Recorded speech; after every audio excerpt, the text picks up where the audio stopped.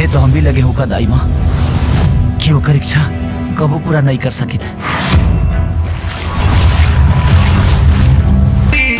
कमी है साजन तुम्हारे प्यार माँ हम तो सुध बुध खोए बैठे। हम समझे थे तुम्हारा इशारा तनिक तनिक।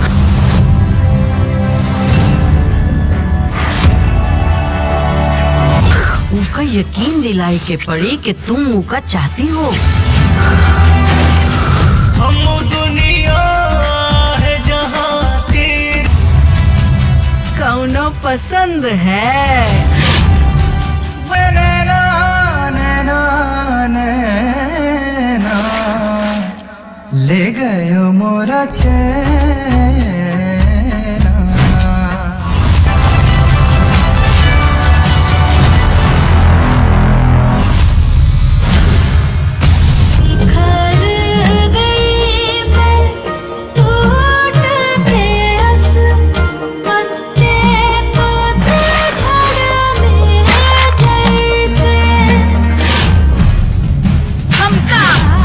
दोनों एक ही हो रहे हैं तो ये पर्दा काहेगा?